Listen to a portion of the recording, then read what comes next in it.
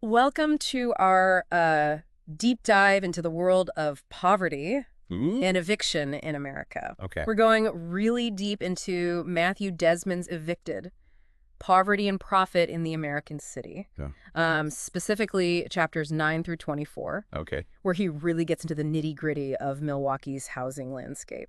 So what Desmond does that's so interesting is he doesn't just like throw statistics at you. Right. He actually takes us into the lives of landlords Yeah. and tenants, Yeah. showing how eviction ripples through their lives and communities. You know, I went into this thinking I had a decent grasp on poverty, but this book truly opened my eyes. Really? It's one thing to know eviction exists. It's another to understand the forces that make it so widespread and inescapable for so many. It really is. That's crazy. One of the things Evicted does so well is reveal the interconnectedness of everything. Right. We see how landlords, Yeah. tenants, Mm. the courts, Yeah. even city policies all contribute to this complex cycle. Right.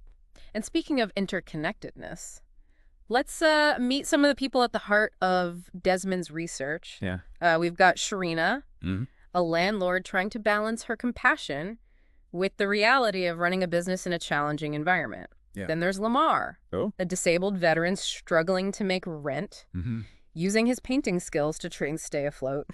And we can't forget Lenny, the trailer park manager, Yes. who, while trying to enforce rules, also understands the struggles his tenants face. Yeah. And then there's Arlene, Yeah. a single mother battling eviction while raising her children. Desmond's choice to portray this diverse group really dismantles any preconceived notions we might have about who is affected by eviction. Absolutely. Yeah, it's not just a monolithic poor population, right? Yeah. These are individuals with unique stories and circumstances. Yeah. And seeing their struggles play out. Mm-hmm. Wow.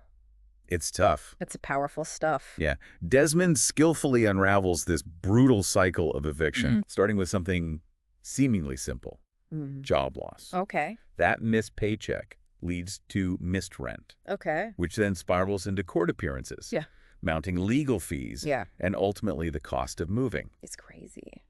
All of this makes securing new housing even harder, perpetuating the cycle. And it's not just about finding a new place. Yeah? Desmond found that over half of poor renting families spend over half of their income on housing, Wow. with a quarter shelling out over 70%.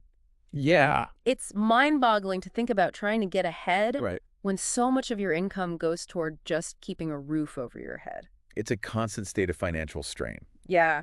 And it's especially striking when we consider Arlene's story. Yeah. She was constantly living with this desperation and fear of losing her kids because of eviction. You know, I found myself getting choked up reading about Arlene removing the gas adapter from the stove Oh, before leaving an apartment. It was Yeah. this tiny detail, but so symbolic of the lengths people go to just to slow down the eviction process. it highlights a key insight from Desmond, that being poor is expensive.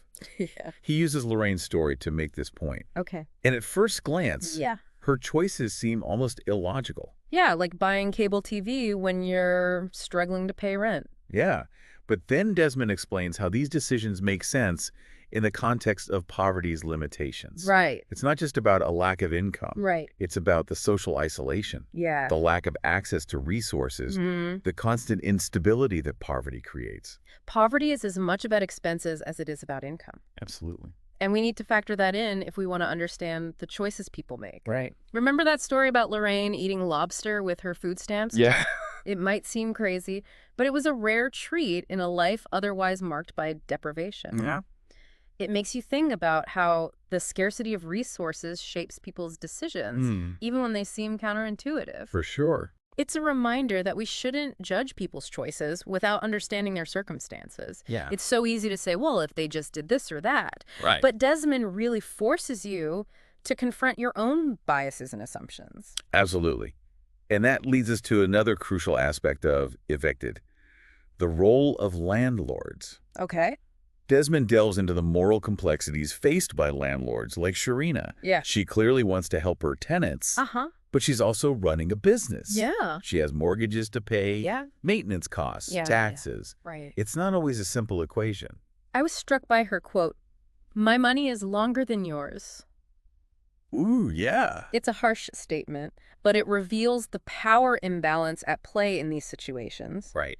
But then Desmond introduces Tobin, Okay. the trailer park owner, Okay. who takes a slightly different approach. Interesting. He's more flexible with his tenants, Okay. offering work opportunities and second chances. Nice. His philosophy is fascinating. Oh, really? He believes the real money is in finding that middle ground. Okay. Not being too soft, but not being too hard on tenants. So Tobin's approach is insightful because it highlights the interconnectedness of landlords and tenants. Yeah. Landlords rely on rent payments to cover their own expenses. Mm-hmm. So it's not always a clear-cut case of good landlords versus bad tenants. Right. Desmond avoids those simplistic narratives, showing how everyone is navigating this complex system with their own set of pressures and constraints. It made me really question my own assumptions about landlords. Yeah. Where do you think that balance lies? Is it possible to be both compassionate and run a successful business in these circumstances? That's a tough one. It's such a tricky question. Yeah. And I appreciate that Evicted doesn't offer easy answers. One of the key things I took away from Evicted is that we can't talk about poverty and eviction without addressing the geography of it all. Okay.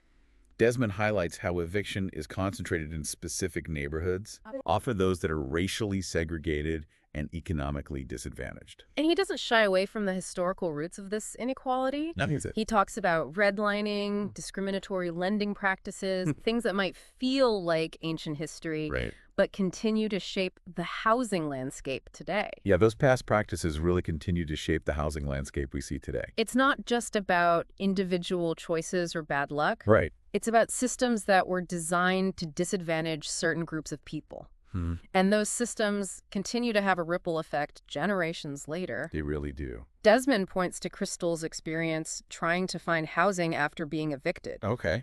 Landlords refused to rent to her because of her eviction record, Oh, wow. even though her circumstances had changed. Yeah. And he shares this stark reality about Milwaukee. What's that? Nobody wants the North Side. It's like these neighborhoods are trapped in a cycle of poverty and disinvestment. Yeah. And it's incredibly difficult to escape. It's a bleak picture. Yeah. But Desmond doesn't just leave us with despair. No. He argues that understanding the scope of the problem, Right. the interconnectedness of the players, and the historical context Right. is essential if we're going to find solutions. Yeah, and those solutions aren't going to be easy or quick fixes. Yeah. They're going to require systemic change. Yeah. A shift in perspective. Yeah. And a willingness to confront uncomfortable truths about how our society operates. Before we jump into those potential solutions, I think it's worth highlighting another key aspect of Evicted, What's that? the research itself. Oh, interesting. Desmond went beyond interviews and observations. He analyzed court records, Okay. created surveys, Wow. and even gathered data on property values. It's interesting. Right? He didn't just want to tell a story. Yeah. He wanted to back it up with hard evidence. Right. That's what gives Evicted its power. Yeah. It's not just anecdotal. It's Yeah. data-driven, which makes his conclusions all the more compelling. He even delves into the ethical considerations of this kind of immersive research. Wow. Like, how do you bear witness to such hardship without becoming overwhelmed? Right. How do you balance objectivity with empathy? Yeah. It's a fascinating glimpse behind the curtain of social science research. I appreciated that glimpse. Yeah. It reminds you that Evicted is more than just statistics or policy debates. Right. It's about real people whose lives are shaped by forces larger than themselves. Right. It's about the human cost of a system that often fails those who need it most. And that leads us to a crucial question. Okay. What exactly are those consequences? Yeah. How does eviction ripple outward, impacting not just individuals, but entire communities? Well, for one, Desmond links eviction to increased rates of depression, Sure. anxiety, Yeah. and substance abuse. Yeah. It's not hard to imagine the toll that constant housing instability takes on mental and emotional well-being. He also explores the physical health consequences. Evicted families are more likely to end up in overcrowded or substandard housing, Right. increasing their exposure to health hazards. Yeah. And the constant moving disrupts access to health care, Right. making it harder to manage chronic conditions. It creates this vicious cycle where poverty leads to eviction, Right. which leads to worse health outcomes, Mm-hmm. further trapping people in a system they can't escape. It's a tough situation. And it's not just adults who bear the brunt of this. Right. Desmond found that children in evicted families experience higher rates of developmental delays Wow. and are more likely to exhibit behavioral problems. We can't forget the impact on education either. Yeah. The chaos of moving disrupts schooling, Right. leading to academic setbacks and increased dropout rates. It's almost impossible to focus on school when you don't know where you're going to be sleeping each night. Yeah, And it's not just academics. right. Desmond points out that these children are also more susceptible to social isolation and bullying, impacting their emotional well-being long term. It's a stark and unsettling picture. Yeah. But as I mentioned before, Desmond doesn't leave us there. Right. He argues that understanding eviction's consequences is the first step toward finding solutions. And those solutions require more than just individual responsibility. For sure. They demand systemic changes to address the root causes of poverty and housing insecurity. He explores a range of potential interventions. Yeah. From expanding access to legal representation for tenants facing eviction Right. to increasing the availability of affordable housing. Right. And he challenges us to rethink our assumptions about poverty, Yeah. urging us to acknowledge the roles that exploitation and structural inequality play in perpetuating this cycle. It's a call to action. It is. It's a challenge to think differently about the systems we live in, Yeah. to see the humanity in those facing hardship, Yeah. and to recognize that we all have a role to play in creating a more just and equitable society. So before we move on to exploring potential solutions, let's pause for a moment and bring this back to you. Okay. What's resonated with you most from what we've discussed so far? Yeah. What are your thoughts? Were there any insights that surprised you? Yeah. What surprised you the most? And most importantly, how do you see yourself fitting into this conversation about poverty and eviction in America? Yeah, it's a big one. Evicted might not offer easy answers, Right. but it definitely sparks some critical questions, Yeah, challenging us to confront uncomfortable realities about the world we live in. for sure. You know, it's easy to get overwhelmed by the scale of the problem Desmond lays out, Yeah. but Evicted doesn't just highlight the issues. Right. He offers some concrete ideas about how we can address this crisis. Okay, so let's dive into those potential solutions. Yeah. What does Desmond propose? One of his most significant recommendations is a universal housing voucher program. Okay. Right now, only a fraction of those who qualify for housing assistance actually receive it. Desmond argues that expanding access to vouchers could dramatically reduce eviction rates Okay. and provide stability for low-income families. That makes a lot of sense. Yeah. If people are spending less on rent, they'd have more money for other necessities, like food, healthcare, and education. Yeah. It's like a domino effect, right? Yeah. Stable housing leads to stability in other areas of life. Precisely. Wow. It's about breaking that cycle of poverty. Yeah. And Desmond makes a compelling argument that this wouldn't just benefit those struggling financially. Right. It would benefit society as a whole. Right. You'd see reductions in crime, Yeah. homelessness, and even healthcare costs. Wow, it sounds like a win-win. Yeah. But I imagine there would be some logistical challenges. Sure. Implementing a program that massive would require a significant financial commitment, right? Absolutely. Yeah. And there would need to be safeguards in place to prevent landlords from simply raising rents in response to increased demand. Desmond acknowledges these challenges, Right. but he believes they are not insurmountable. Right. He points to successful examples of housing voucher programs in other countries. Which brings me to something I've been curious about. Yeah. You mentioned that Desmond explores some international examples of successful housing programs. Yeah. Could you tell us more about what other countries are doing to address this issue? Of course, Desmond highlights countries like Finland, Okay. which has adopted a housing-first approach. Interesting. They prioritize providing permanent housing to those experiencing homelessness without preconditions like sobriety or employment. That's a really interesting contrast to the way housing assistance often works in the U.S. Yeah. It seems like a much more humane and effective way to tackle homelessness. Yeah, it really does. So how is that working out for them? The results in Finland speak for themselves. Okay. They've seen a dramatic reduction in homelessness since implementing this program, Wow. along with improvements in health outcomes and social integration for those who were previously homeless. It's a powerful example of how policy can create real change. It is. Are there any other international examples that stand out? Desmond also discusses Austria, Okay. which has a long history of social housing. Okay. A significant portion of their housing stock is owned and operated by the government or nonprofit organizations. That's a completely different model than what we see here in the U.S., It is. where the private market dominates. Exactly. And in Austria, Yeah. This social housing is available to a wide range of income levels, Okay. not just those considered very poor. Okay. This helps create more mixed-income communities Okay. and reduces the stigma often associated with subsidized housing. It's fascinating how these approaches reflect such different values and priorities. Yeah. In the U.S., there's a strong emphasis on individual responsibility and market-driven solutions, Right. while these other countries seem to prioritize social welfare and collective responsibility. And those differing values lead to very different outcomes. The U.S., as we know, has some of the highest rates of poverty and inequality among developed countries, Right. while countries like Finland and Austria have significantly lower rates. It makes you wonder what we can learn from these alternative approaches. Yeah. What lessons from these other countries could we apply to our own context? One of the most important takeaways is that there are alternative systems out there. Yeah. We don't have to accept the status quo. Right.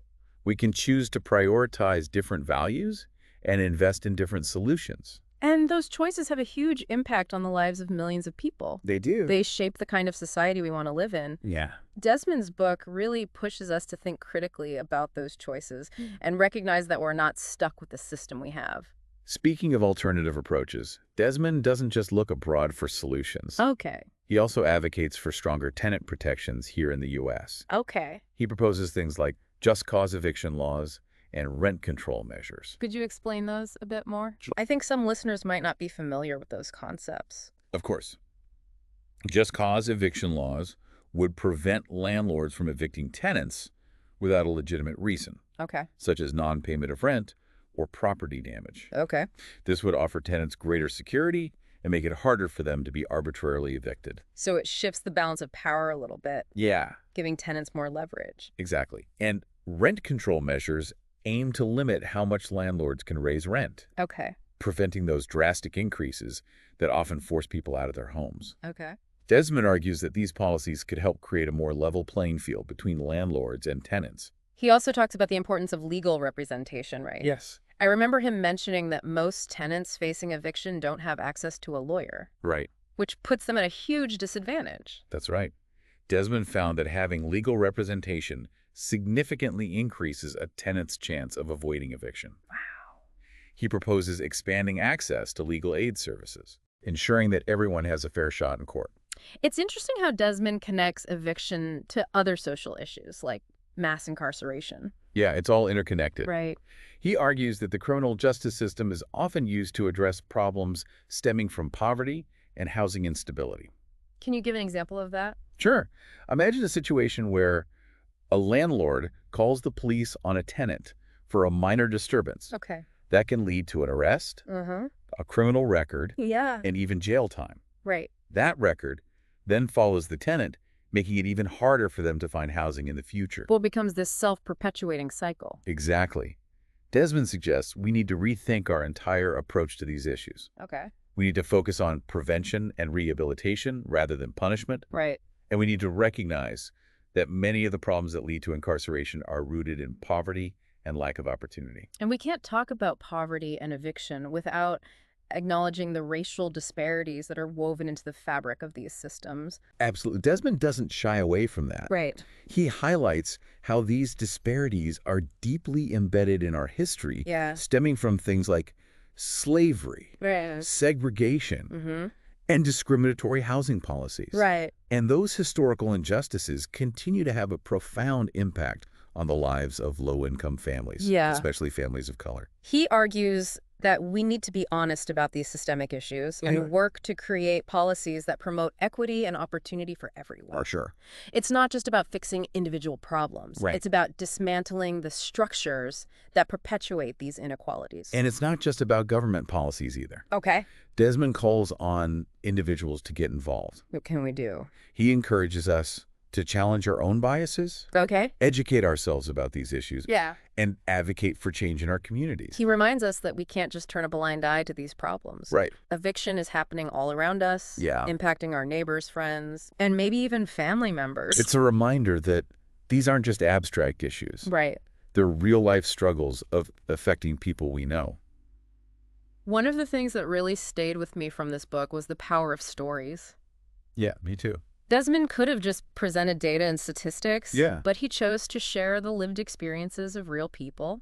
Those stories make the issue personal. Yeah. You remember Arlene's desperation, Yeah. Lamar's resilience? Yeah. It brings the human cost of eviction to life in a way that statistics never could. And it forces you to see the people often demonized or dismissed as the poor, as individuals with their own dreams, aspirations, and Yeah. challenges. You start to realize that their stories are not that different from our own. Yeah. We all face setbacks. Yeah. We all need support. And we all deserve the dignity of a safe and stable home. I think that's one of the most powerful takeaways from Evicted. What's that? Recognizing our shared humanity. Yeah. We're all interconnected. Absolutely. And the well-being of one person impacts the well-being of us all.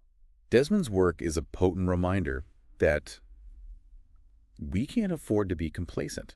Right. We need to engage in this conversation, Yeah. challenge the status quo, and work together to create a more just and compassionate world.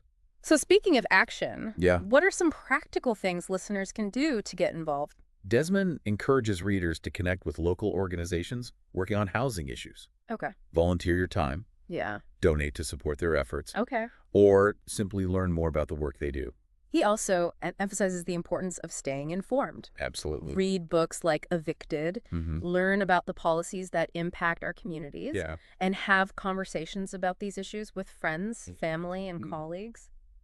Change may not happen overnight, Yeah. but it starts with awareness, Yeah. empathy, Yeah. and a willingness to act. So what steps can you, the listener, take today to make a difference? Maybe it's reaching out to a local housing organization. Yeah. Or maybe it's having a conversation with a friend about these issues. It's a great start. Even a small action is a step in the right direction. For sure. Remember, every voice matters. It does. And together, we can create a world where everyone has the opportunity to thrive. Desmond's book ends on a note of hope, Yeah. highlighting the resilience of the human spirit and the power of collective action. He reminds us that even in the face of adversity, Yeah, there's always hope for change. there is. And that change begins with each of us. So as we wrap up this part of our deep dive, Yeah. I encourage you to hold on to that hope, Okay. embrace the challenge, Yeah. and believe that a better world is possible.